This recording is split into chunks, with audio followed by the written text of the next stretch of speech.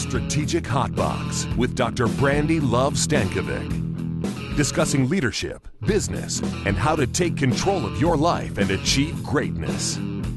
From the streets of Las Vegas, energized, informed, and never diluted. It's time to kick some ass. Welcome to the Strategic Hotbox. It's Brandi Stankovic. As you know, I'm an executive coach and motivational speaker, but I'm also a lover of pickup lines and rock and roll. And I actually think my purpose on this planet is to energize people to be the best that they can be and to help them achieve their greatest potential. And today's topic is perfect for that. We're going to talk about the spiritual side of leadership. And we have a pretty amazing guest that will be joining us very shortly. His name is Joshua Wenner, and I'll tell you a little bit more about him in just a second. All right, let's get started.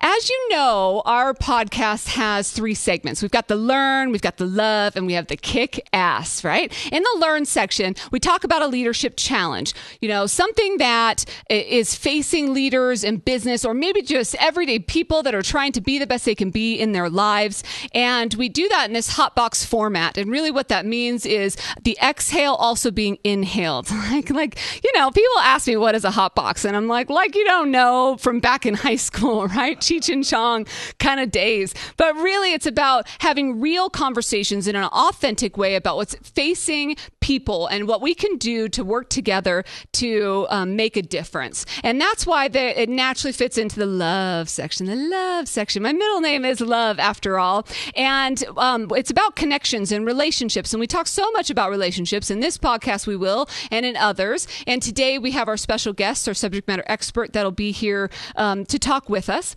But then we have the kick-ass section, and probably one of the best sections that the segments here on the podcast, and that's because execution is everything. It's time to make things happen.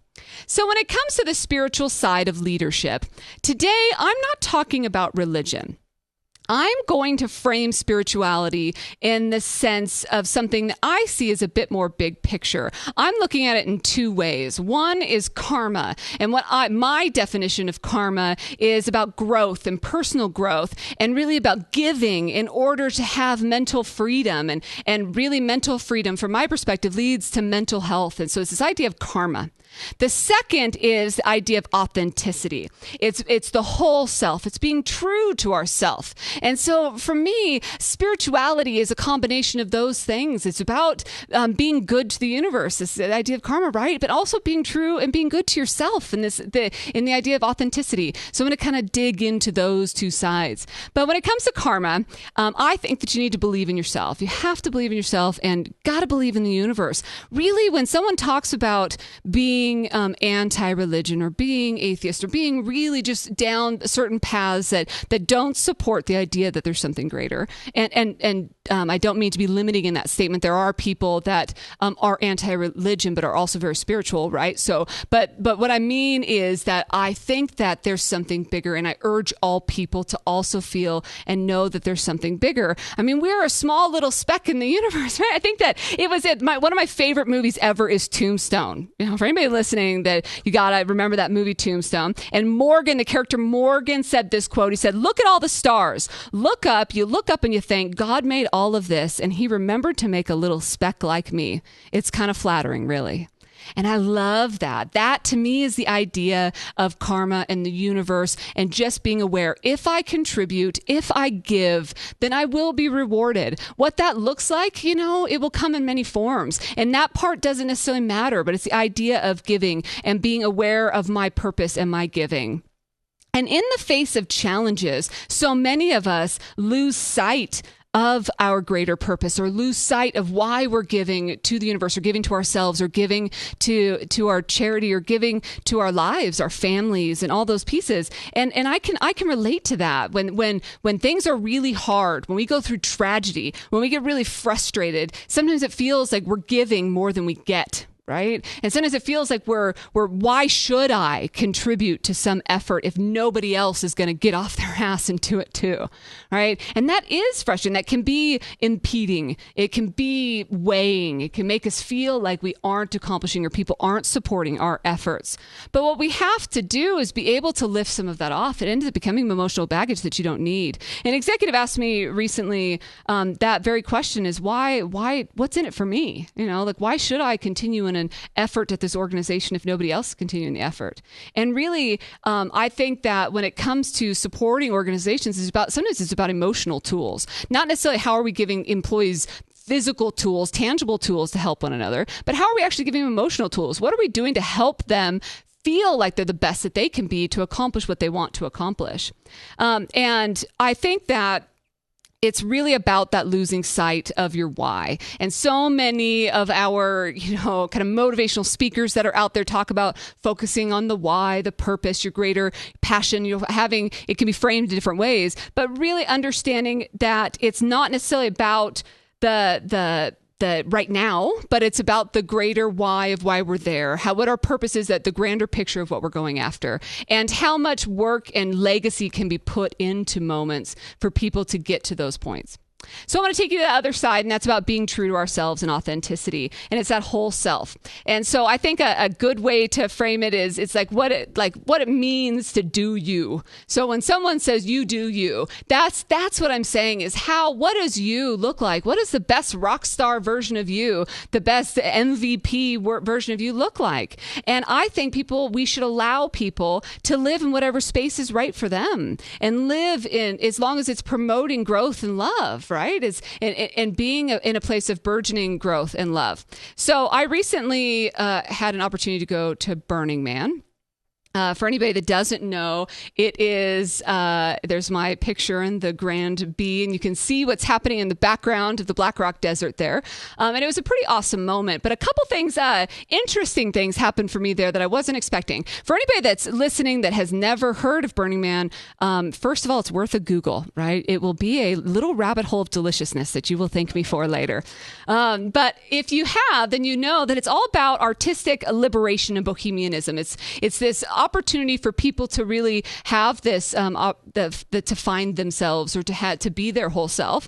And the two things that happened for me that I wasn't anticipating were this. The first was that I lost myself a bit in going. And what I mean by that, there was so much anticipation of going, preparation, advice from people, research and lists and checklists, and this is what we should do, and this is how we should do it, and here's who you should hook up with, and I'm going to get you with a friend of a friend that's going to do this thing, and you're going to get on there, yada, yada. And next thing you know, we kind of lost what our style was. I was trying so hard to go with the flow that I forgot what my flow looks like, if that, kind of makes any sense. And I don't let me give you just a really trivial example of that is I don't wear color.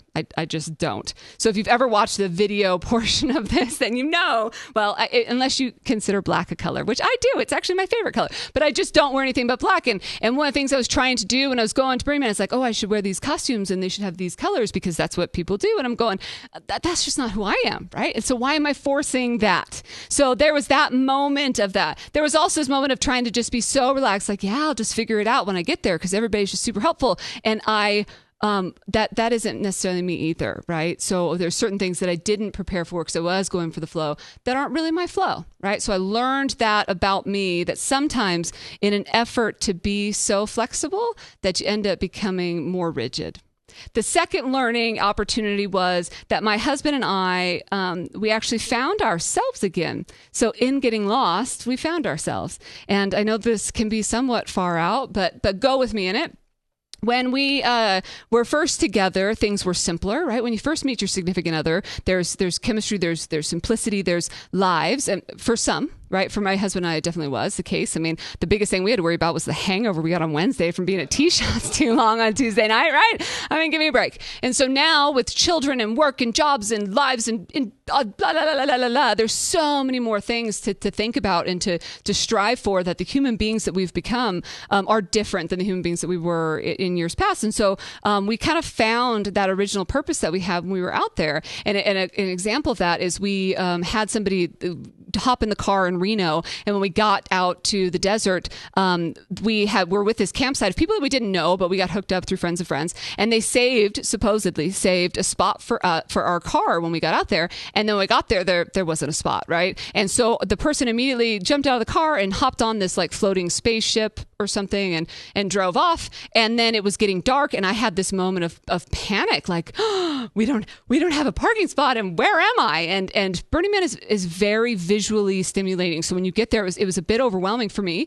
And I kind of had this panic and my husband's like, I got this. And he immediately he moved cars, he moved tents, he just made it happen. And I'm like, yes, that's the human being that I used to, you know what I mean? That I was so attracted to at the beginning.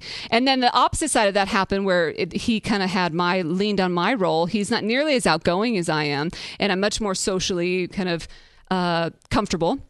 And we were at the campsite and he became a very popular person because he had some fresh glow and had some new glow sticks and things. And so one guy kind of took him under his arm and he had some strange pickle juice that we're not really sure what was actually in the pickle juice. And so my poor husband, like he just hasn't been around the same party culture and been exposed to the same things that I have. And he's just a really sweet guy. And so he just felt bad in saying no or just was having a tough time saying no. And I just was there. I'm like, hey, you don't have to drink the pickle juice. And it sounds silly like in these moments or whatever, but it really reminded us of why we work, right? That in that he's there for me. He's my man in that moment, but I'm also there and can be the social butterfly and have him be, and I'm his support in those moments as well. So it kind of brought us back to this place of grounding. And that's what I mean about being true to your whole self. And that's spirituality. And I think Burning Man gave us the opportunity to kind of find that because getting lost allowed us to find. So in this transition, I'd like now to introduce you to somebody who I have known for a very long time and who's making incredible things happen. He's an entrepreneur, an investor, an advisor, certainly a very good public speaker, but he's also a filmmaker. He is the CEO and founder of Wenner Ventures Incorporated. He's also an advisor to Spare CS and Progressive Dental, co-founder of Brother One Films. So they've done The Other Side to Zero. It's in distribution, and Grief to Grace, which is in development. And he's very motivating to a lot of different businesses out there. Also a person that has an interesting and complex connection with spirituality. And he's going to share a little bit about that with us today. So please join me in welcoming Joshua Wenner. Joshua, hello. Hey, Brandi. How are you? I'm amazing, and I'm super grateful to be here. I love your show, and I love what you guys are doing. Oh, thank you very much. I'm excited that you're here as well. So tell us a little bit about your journey in personal growth and leadership. Yes, I will just summarize, give you the cliff notes. So background in business and financial, and quickly got a sales background, financial background, and was very successful, I'd say, early on, and went through even my own company that I started, and we did 7 figures in about 12 months. And then shortly after I went through, everything fell apart. And I went through the struggle, which you were just mentioning. And, you know, doing everything what I thought was right, yet everything fell apart. And in one moment, lost my business, my girlfriend, my business partner. I even had to go through a bankruptcy. So went from going up on the highs all the way through going through extreme lows. And in those times, that's when I started to develop my spiritual tools of learning to trust and have faith and surrender. And quickly went to go work with Tony Robbins, spent a couple years learning about breaking through, personal development, motivation. An intense couple years, I'm sure. Yes, it was. I was full traveling across the country, training companies, sales teams, leaders, entrepreneurs on mostly business growth and organizational behavior, personal development. So, and then since then, now I've gotten back into business, and I really focus on changing adversity into triumph. So, you know, tragedy into triumph more on a personal level. When we go through it all and we lose everything, how do we rebound from that? Have faith, choose to look at that as empowering gifts, not as disempowering. Look at it as, it's kind of like what you mentioned a minute ago, like when you get lost, what do? How do you have faith and trust in yourself, and that this is part of your purpose, this is where you're supposed to go, and then find a way to empower yourself to move towards that in a powerful way, where you connect with yourself, you find faith, you find trust, you find vision, and then you go make it happen. And the bigger your vision gets, that's where it moves into business, because now we're able to take this vision, apply it, create a vehicle for transformation, a vehicle for change, where you have multiple people now, and you could change a lot more lives and serve a much greater vision.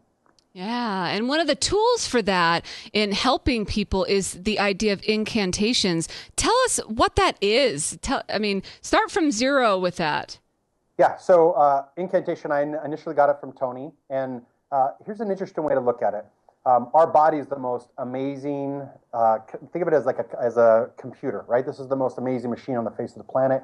And your mind is like a computer. And what does a computer run? Programs. So what programs are you running? The money in your bank account is a direct result of the programs you're running about money. Your relationship is a direct result of the programs you're running about your relationships, your health, right? So your finances. So all these things are programs you're running. Most of us are running unconscious programs that came from like 0 to 7 in childhood, or we picked up in our life. And it's literally think of the stories that you're saying on an unconscious basis, on a regular basis. Mm-hmm. Incantations are a way where you take your power back and you decide what you're going to say. And you go into the future and say, here's this vision, this mission that I want to create. What does that look like from the highest level? So connecting to yourself and to your center of your being, your sense of spirituality, your connection to who you are. What is that vision, that ultimate vision for your body, your health, your relationships, your business? And from that place, how do you write an incantation or a statement that's already in the present tense of what you want as it's already here? And then what you do is you repeat it with emotion, with energy, with vitality. So you're basically, think of it as you're setting the program that you're going to consciously tell, and you're going to reprogram it again and again and again and again and again until your reality starts to change. Love that. I love that. So then, can you give us some examples of, about how they're utilized, or places where people can improve or build? Yeah. So an easy metaphor to think of is, I like this example. There's an example of an old man who was talking to his grandson and said, there's a war, a battle within us. And I'm sure you've heard this story. And, there's always two sides fighting. There's the good wolf, where it's always fighting. The good wolf is about like peace and love and joy and forgiveness. And then there's the bad wolf, which is more about judgment and pain and suffering and struggle. So, the little boy said, well, which wolf wins? And it's like the one you feed. So the way that you can apply it is... I haven't heard that, the one you feed. Ooh, that gave me the chills. The one that wins. Yeah. So which one are you feeding? And I'll give you my own personal example of how to apply it, because it still happens. It's not like you wave a magic wand, you learn these tools, and that's your life changes. Right. It's you go through life and something happens. Most recently, I left one of my largest clients and said, I'm recreating a new path. I didn't have a plan. And for a moment, I found myself going into the stories of like, oh, what's going to happen, fear, scarcity, lack, which, we go through when we make big change. And you follow that vision inside. And I caught myself and said, wait, no, that's not the wolf I'm going to feed. What's the vision I want? What's the empowering vision that I want? So I created a number of them. So for example, one of them is problems need energy to live. And I think that's powerful. So to tie this in with the wolf scenario, think about it. What are you focusing on? Are you focusing on what you don't want? Are you hearing the stories of maybe your relationship, your partnership, which you mentioned earlier? Maybe it's not working. Are you focusing and moving towards what you don't want? Are you feeding the wolf that you don't want? Or are you feeding the wolf that you do want? Are you focus on what you do want to have? Are you focused on what you want to create? So one I use for wealth is, God's wealth is circulating in my life. His wealth flows to me in avalanches of abundance. All my needs, desires, goals, and dreams are met instantaneously by infinite intelligence, for I'm one with God, and God is everything. So whatever it is, if I feel lack, I just repeat that again and again and again and again and again, and I change my focus and my program. So I'd say whatever you're doing, just start to become conscious of where you're focused. And when you notice yourself focused on what you don't want, interrupt yourself and just literally start to say that phrase that you do want over and over and over again, and build that as a ritual. And you've given a couple of examples already in some of the challenges that you've had, but how have your experiences in this area made you stronger, a better leader? How does this play into what you do and the work that people you serve? Yeah, great question. I find that for me, it's a daily practice. So the way to integrate it, our rituals are who we are. We want to change our life. We raise our standards, and it comes to rituals. So for me, a daily ritual I do every day is I take time to be grateful for who I am. I take time to be grateful that I'm here, what I can focus on to be grateful, and I say my incantations of what I'm creating. And how it's made me a better leader is as I take time for me and to focus on more how I can serve, and especially when I'm going through tough times, like I focus on a lot of forgiveness work, and I find we make a lot of mistakes. Inherently, if you're an entrepreneur and you have big visions, you're going to fail. You're going to make mistakes. For sure.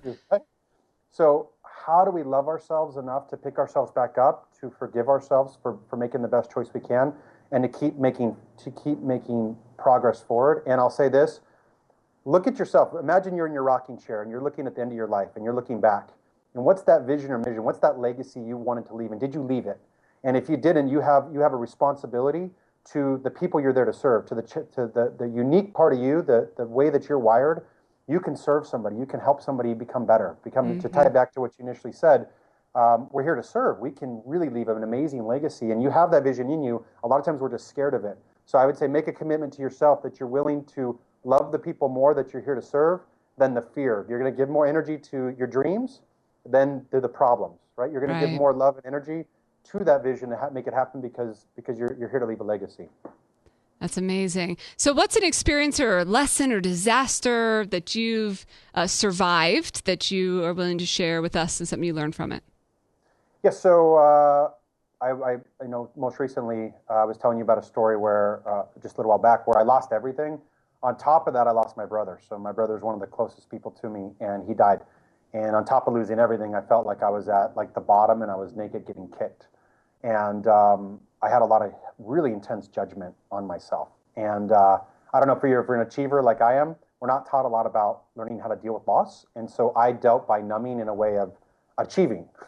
So it worked really well. But what I did find is I had a lot of unresolved emotions and feelings and guilt and judgment on myself. And so forgiveness is a lesson that I want to share. I have just a simple phrase is just, I forgive myself, I forgive you, please forgive me.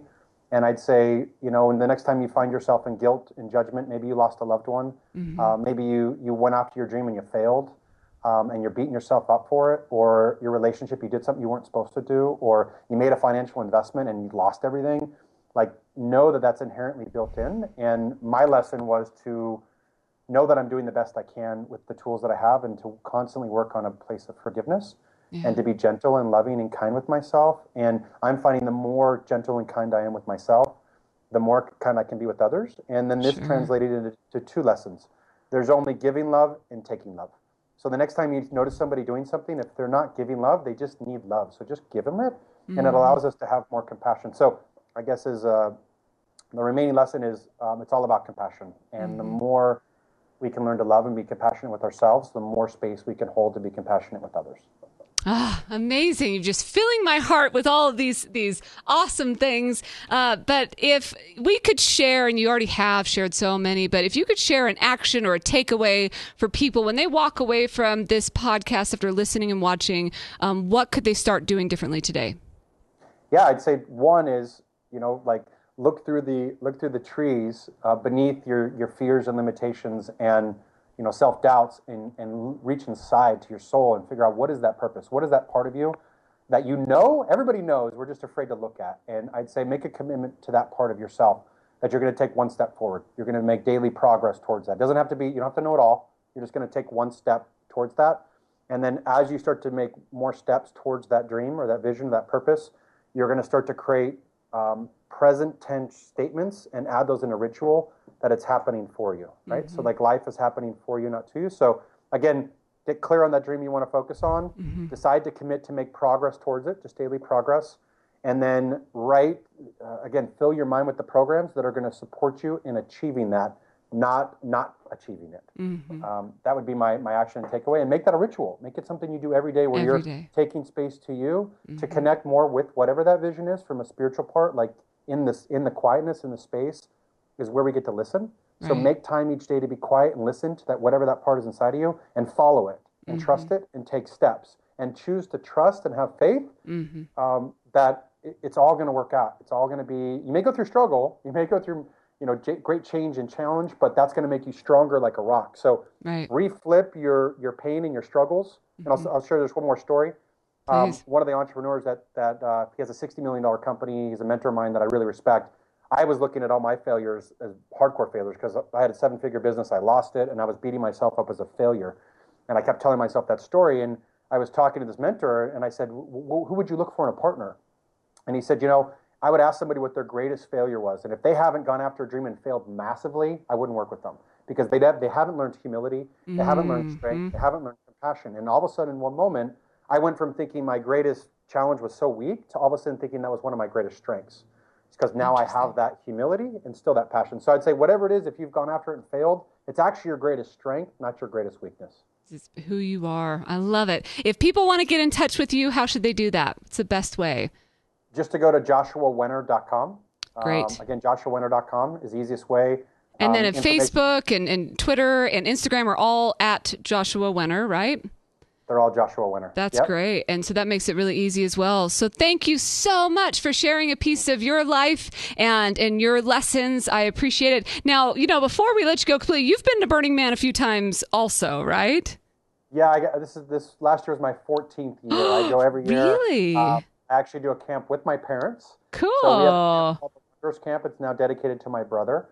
And that's it's neat. amazing. And people come with their parents, and it's beautiful. I love it. To me, it's my one place that I go to really, as you mentioned, be radically authentic and go back to the core of who we are to get clarity of who are our gifts and how can we share them. Right, with your parents. Oh, right. I'm going to use this as an invitation to get the parents out there. I don't know. It's going to be a hard. You guys should come. Yeah. Be awesome. Well, thank you so much again for being a part of the Strategic Hot Box today. I really appreciate it, and I'll talk to you soon. Great, Brandi. Thanks so much for having me. Bye. Bye.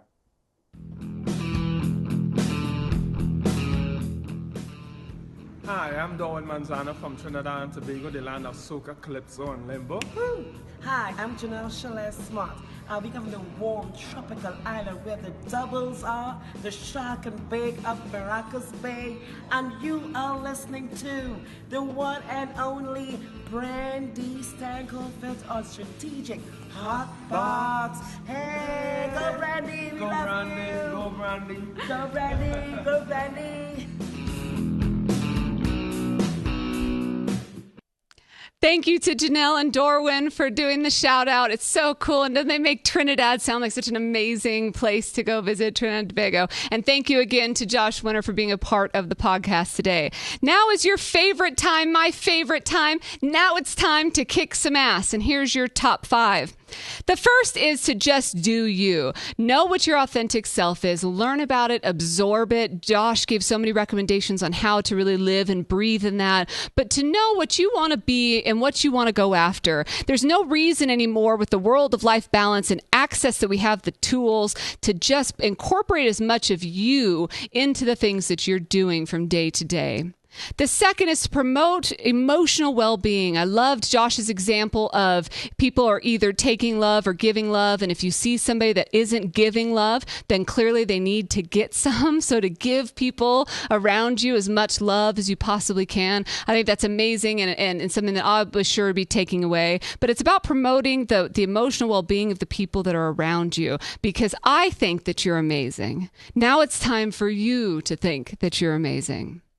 Number 3 is focus on your why. What's your great purpose? Why are you here? Why do you do what you do? Why do you work as hard as you work? Why do you get up out of bed and make things happen every day? And make that the forefront. And I loved in Josh's examples of chanting and using those tools, reprogramming the brain to focus on what you want, not what you want to get rid of. And 4, search the soul. Know what's inside. Don't have a midlife crisis. Have an all-life crisis. Like the entire life, just get to know yourself. Do the things you want to do. Live full out. Live fully. And just search and love your soul.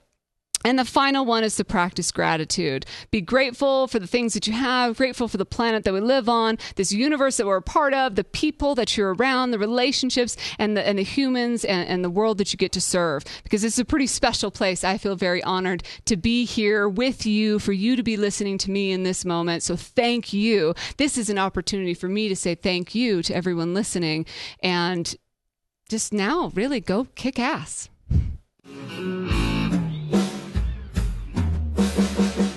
Thank you again to Josh. I appreciate everyone that's a part of the podcast, especially our guest speakers. Thank you to Josh Wenner for joining us today. We'd love to hear from you on topics that you want to cover here on the Strategic Hot Box podcast. Hit us up on Twitter or Instagram at Strategic Hot Box or at Brandi LiLV, LUV, or email us at podcast@strategichotbox.com. And for ongoing access to me, my executive coaching tools, leadership development, exercises, worksheets, books, a network of people that are making shit happen, go to thestrategichotbox.com right now. But until next time, Get out there and kick some ass.